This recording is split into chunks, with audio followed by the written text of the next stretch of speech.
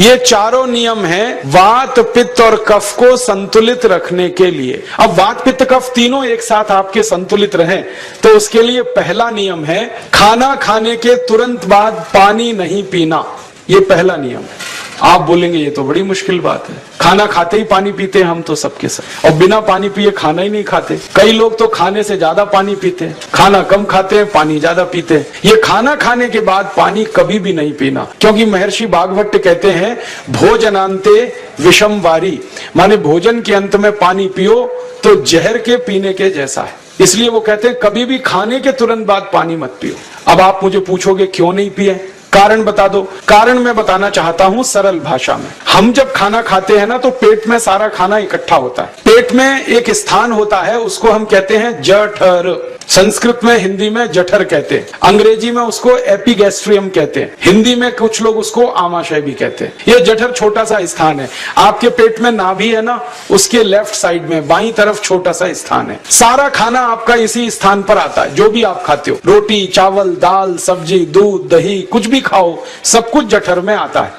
अब जठर में जैसे ही खाना इकट्ठा होता है तो उसमें आग जलती है और उस आग को कहते हैं जठर अग्नि, मिला के बोल देते हैं जठराग्नि। आप जैसे ही खाना खाते हो पेट में जठर में अग्नि जलती है, वो अग्नि खाने को पचाती है, और अग्नि खाने को ऐसे ही पचाती है जैसे रसोई घर की अग्नि खाने को पकाती है। आपके रसोई घर में आप अग्नि जलाओ, उसके ऊपर दूध रख दो, दूध में थोड़ा चावल डाल दो, अग्नि जब तक जलती रहेगी खीर तब तक बनती रहेगी। आप घर में अग्नि जलाओ, उसके ऊपर पानी रख दो, उसमें दाल डाल दो, दाल की पकने की क्रिया तब तक चलेगी जब तक अग्नि जलेगी। ऐसे ही पेट में होता है। जैसे ही आपने खाना खाया पेट में अग्नि जलती है, और जब तक अग्नि जलती है तो खाने के पचने की क्रिया चलती है। जैसे रसोई घर में खाना पकाते हैं वैसे ही पेट में भी खाना पकता है। इसी को हम पचने की क्रिया कहते हैं, अंग्रेजी में उसको डाइजेशन कह देते हैं। तो आपने खाना खाया, पेट में अग्नि जल गई, अब वो खाने को हजम करेगी, पचाएगी। अब मुझे एक प्रश्न का उत्तर दो आप कि जैसे ही आपने खाना खाया पेट में अग्नि जल गई और वो खाने को पचा रही है, तुरंत आपने गट गट गट गट पानी पी लिया, और खूब ठंडा पानी पी लिया, बर्फ मिलाया हुआ पानी पी लिया, फ्रिज का पानी पी लिया। क्या होने वाला है? अग्नि जलेगी कि बुझेगी? अग्नि के ऊपर पानी डालो तो अग्नि और पानी की दोस्ती नहीं है, दुश्मनी है। पानी अग्नि को बुझा देता है। तो आपने खाना खाया, अग्नि जली, पीछे से गट-गट पानी पी लिया, अब अग्नि शांत हो गई, अब खाना पचेगा नहीं, तो वो पेट में पड़ा पड़ा सड़ेगा, और सड़ा हुआ खाना 100 से ज्यादा विष पैदा करेगा, और वो 100 विष आपकी जिंदगी को नरक बना देंगे, और जिंदगी भर आप बीमार पड़े रहेंगे। आपको मालूम है, कई लोग कहते हैं मुझे पेट में बहुत गैस बनती है। ये गैस उन्हीं को बनती है जिनका खाना हजम नहीं होता। कोई लोग कहते हैं कि मुझे पेट में जलन होती है, ये जलन उन्हीं को होती है जिनका खाना पचता नहीं। कोई कहते हैं कि मेरे पेट में एकदम गुम हो जाता है, फूल जाता है। ये सब वो लक्षण हैं जब खाना पचता नहीं। तो खाना पचेगा नहीं तो सड़ेगा, सड़ेगा तो विष पैदा करेगा, और वो विष आपको बीमार करेंगे।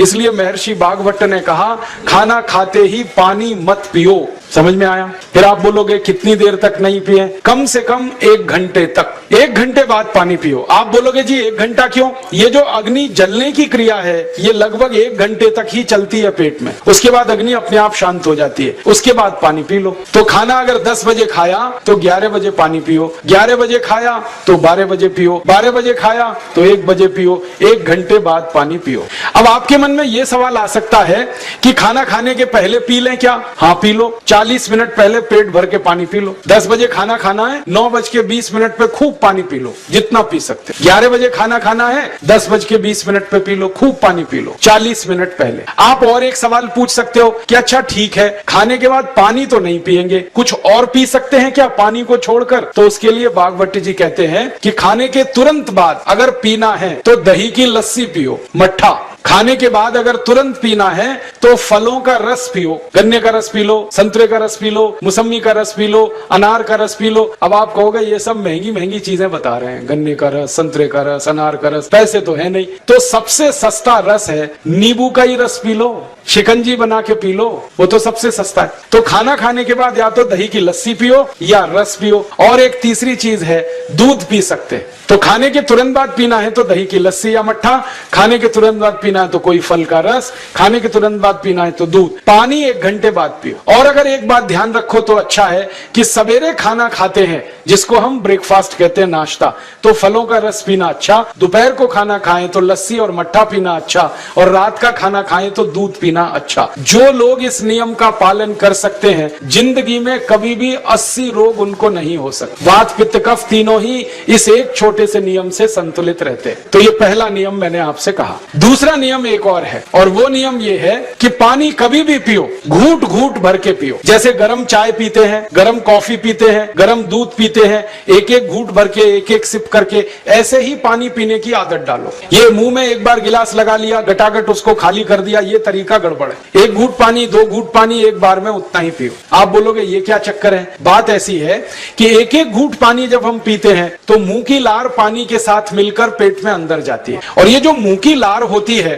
ये क्षारीय होती है और पेट में हमेशा अम्ल बनता रहता है। तो 1 घूंट पानी पिया, मुंह की लार इसके साथ अंदर गई, 2 घूंट पिया और ज्यादा गई, बार बार लार अंदर जाएगी तो क्षार पदार्थ पेट के अम्ल के साथ मिलेगा। पेट में अम्ल बनता है, मुंह में लार क्षारीय होती है। तो ये क्षार को अम्ल में मिला दिया जाए और ये अच्छे तरीके से मिलकर पेट में जाए तो कभी भी कोई व्यक्ति के पेट को अम्लता नहीं होती, एसिडिटी नहीं होती, और पेट में अम्लता नहीं होती तो रक्त में अम्लता नहीं होती, और जिनके रक्त में अम्लता नहीं होती उनकी जिंदगी में कभी भी वात पित्त कफ के असंतुलन की स्थिति पैदा नहीं होती। इसलिए पानी घूट घूट करके पीना। मैं आपको एक छोटा सा मेरा ऑब्जर्वेशन बताता हूं, परीक्षण। आप भारत देश में या दुनिया में कहीं भी जाओ, मनुष्य को छोड़कर पशु पक्षियों को देखना शुरू करो, वो पानी कैसे पीते। किसी चिड़िया को पानी पीते हुए देखो, किसी पक्षी को पानी पीते हुए देखो, वो चोंच के 1 बूंद के बराबर ही पानी उठाता है। एक बार में 1 बूंद पानी लेगा, फिर थोड़ी देर चोंच चलाएगा, फिर पिएगा, फिर दूसरी बूंद लेगा,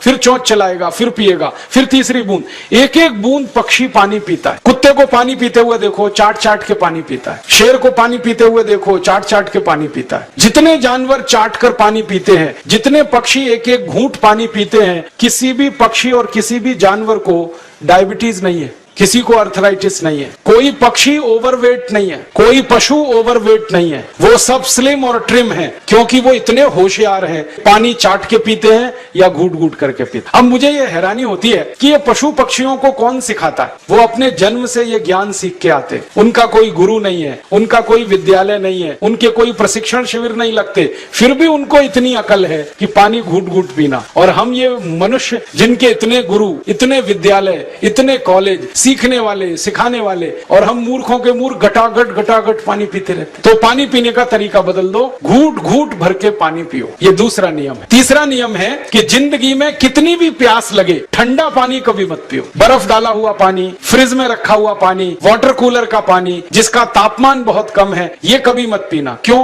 क्योंकि शरीर आपका गर्म है और पानी ठंडा है। अब होता क्या है वो मैं समझाता हूँ सरल भाषा में। पेट तो गर्म है, अब इसमें ठंडा पानी डाल दिया आपने तो अंदर झगड़ा होता है। और झगड़ा क्या होता है? या तो पानी पेट को ठंडा करेगा या पेट पानी को गर्म करेगा। अगर पानी ने पेट को ठंडा कर दिया तो पेट के ठंडा होते ही हृदय ठंडा होता है, हृदय के ठंडा होते ही मस्तिष्क ठंडा होता है, मस्तिष्क के ठंडा होते ही आदमी ठंडा होता है, और आदमी ठंडा होते ही राम नाम सत्य होती है। आपको मालूम है जब शरीर ठंडा पड़ जाता है तो घर में भी नहीं रखते, निकाल के बाहर सड़क पर रख देते। जो घर आपने बनाया अपनी मेहनत से, शरीर के ठंडा पड़ते ही निकाल बाहर करते हैं उस घर में से, और फिर चिल्लाने लगते हैं लेके जाओ, जल्दी लेके जाओ, इसको जला के आओ। माने ठंडे शरीर की इज्जत नहीं है। तो ठंडा पानी क्यों पी रहे हो भाई? बंद कर दो। कोई जानवर ठंडा पानी नहीं पीता, कोई पक्षी नहीं पीता। तो आप ये ठंडा पानी पीना बंद करो, सादा पानी पीना शुरू करो। और गर्मी के दिनों में बहुत अगर आपको तकलीफ है तो मिट्टी के घड़े का पानी पी लेना, फ्रिज का और बर्फ का नहीं पीना।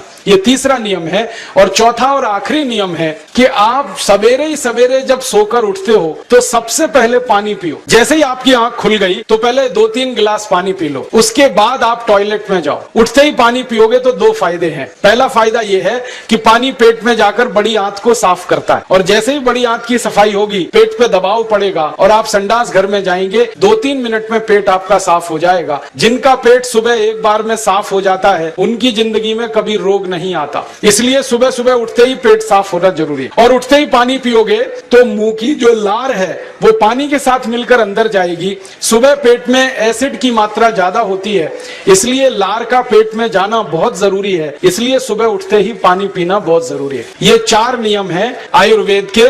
पहला नियम, खाना खाने के 1 घंटे बाद पानी पीना। दूसरा नियम, पानी को हमेशा घूट घूट भर के पीना। तीसरा नियम, कभी भी जिंदगी में ठंडा पानी नहीं पीना। और चौथा और आखिरी नियम, सवेरे उठते ही सबसे पहले पानी पीना। 4 नियमों का पालन जो भी अपने जीवन में कर सकता है वो वात पित्त कफ तीनों को संतुलित रख सकता है। और जिसका वात पित्त कफ संतुलित है उसके जीवन में बीमारी नहीं आती है। और जो बीमार नहीं पड़ते हैं वो स्वस्थ और तंदुरुस्त और सुखी रहते हैं। उनकी जिंदगी का खर्चा कम होता है और देश का भी बहुत सारा पैसा बचता है। आपको शायद मालूम है या नहीं, 1 साल में हम जब बीमार पड़ जाते हैं भारतवासी, तो साल का करीब 6 लाख करोड़ रुपया हमारा खर्च हो जाता है उन बीमारियों का इलाज करने। इसलिए इतना पैसा फालतू में हम खर्च करें हर साल 6 लाख करोड़, ये बहुत बड़ी रकम है। इससे बेहतर ये है कि हम बीमार ही नहीं पड़ें और स्वस्थ रहें, सुखी रहें। और ये 6 लाख करोड़ का जो खर्चा हम करते हैं बीमार पड़ने पर, अक्सर ये एलोपैथी की दवाएं खाने में खर्च होता है। और जो एलोपैथी की दवाएं हम खा रहे हैं, जैसे paracetamol, Baralgan, Butazone, oxyphenbutazone, aspirin, Disprin, Novalgin, ये सब ऐसी खराब दवाएं हैं जो दुनिया के देशों में 20 साल पहले बंद हो चुकी हैं, भारत में धड़ल्ले से बिक रही हैं और हमको बीमारियों से ज्यादा गंभीर बीमारियों में फंसा रही। ज्यादातर दवाएं जो आप खाते हो वो किडनी खराब कर देती हैं, लीवर खराब कर देती हैं, आंतों में घाव कर देती हैं, विकलांगता आ जाती है, पैरालिसिस हो जाता है, ब्रेन हेमरेज हो जाता है, हार्ट अटैक आ जाता है। दुनिया में लगभग इस समय 84,000 दवाएं बिकती हैं। और आपको सुनकर हैरानी होगी, उनमें से मात्र 117 दवाएं हैं जो काम की हैं, बाकी सब बेकार की दवाएं हैं। उन बेकार की दवाओं को खाकर हम 6 लाख करोड़ खर्च करते हैं। ये बहुत दुख और अफसोस की बात है। और ये 6 लाख करोड़ का खर्चा समाज के वो लोग करते हैं जिनको जिंदगी में हर समय अपना आर्थिक स्थिति को देख के चलना पड़ता है, जिनकी आमदनी बहुत नहीं है, जिनके घर में आमदनी के बहुत ज्यादा साधन नहीं है, उनको ये पैसा खर्च करना पड़ता है। तो कई बार क्या होता है, किसी का घर बिक जाता है, किसी का खेत बिक जाता है, किसी के घर के गहने गिरवी रख जाते हैं, किसी को कर्ज लेना पड़ जाता है, किसी को कर्ज लेकर दोबारा कर्ज लेना पड़ जाता है।